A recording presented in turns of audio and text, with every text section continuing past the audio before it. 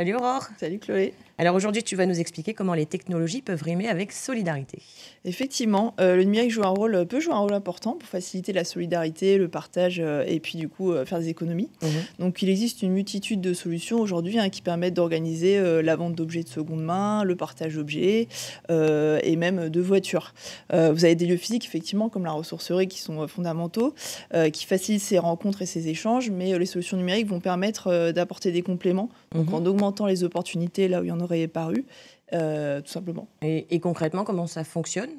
Si on prend l'exemple de partage d'objets du quotidien, donc on est nombreux par exemple à avoir beaucoup, avoir une perceuse, une débroussailleuse, on s'en sert une fois, 2 fois par mois. Justement, ça peut m'intéresser. Ou une perceuse qu'on sert parfois si on n'est pas bricoleur une fois par an, au mieux.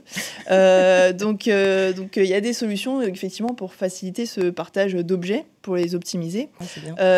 Et même pour la voiture, qui est un élément central de nos vies, on en a beaucoup pour la plupart, mais on l'utilise très très peu. C'est vrai que pour certains, des fois, la voiture, on l'utilise pour un trajet, disons, quotidien, mais elle va rester la plupart du temps garée sur un parking. Oui, tout à fait. Elle Ouais. reste en moyenne garée 90% de son temps.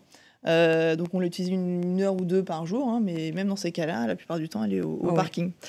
Du coup, pourquoi ne pas la partager ? Donc Prêter sa voiture. Prêter sa voiture, Ah tout ouais. à fait. On peut la prêter, on peut partager ses trajets en faisant du covoiturage. Donc ça, c'est déjà pas mal. Ça permet de partager les frais, de partager un trajet avec des personnes qui n'ont pas de voiture. Donc ça leur permet d'avoir un trajet en voiture. Donc il y a des applications qui facilitent le covoiturage et qui permettent aussi de mettre en relation des gens qui ne se connaîtraient pas en fait.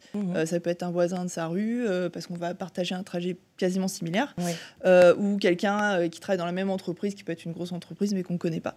Donc on peut même créer des nouveaux liens. Effectivement, il y a même aussi aujourd'hui des applications qui permettent de louer sa propre voiture. Donc là, vraiment d'optimiser au maximum son utilisation et de réduire les coûts. Et est-ce qu'il y a des solutions qui existent ici, en Calédonie ? Alors oui, il y a des applications qui sont développées, donc notamment pour le covoiturage et puis la vente d'objets de seconde main, comme les vêtements. Il y a beaucoup de groupes Facebook aussi, qu'on connaît tous, d'échanges. Mais les applications, en fait, elles permettent d'apporter de la fiabilité, par exemple, sur les personnes. Il y a un système toujours de notation, d'évaluation, donc on sait à qui, on ne connaît pas forcément la personne, mais on voit par le système de notation si elle est fiable ou pas. Et surtout, ça permet d'avoir des transactions sécurisées financières, donc d'augmenter les opportunités. Donc finalement, la technologie, elle permet de faciliter ces échanges-là, de générer des économies et puis créer du lien là où il n'y aurait pas eu. Très bien, merci Aurore pour ces idées pratiques. Et puis merci pour toutes celles que tu as proposées tout au long de l'année, parce que c'était ta dernière chronique aujourd'hui.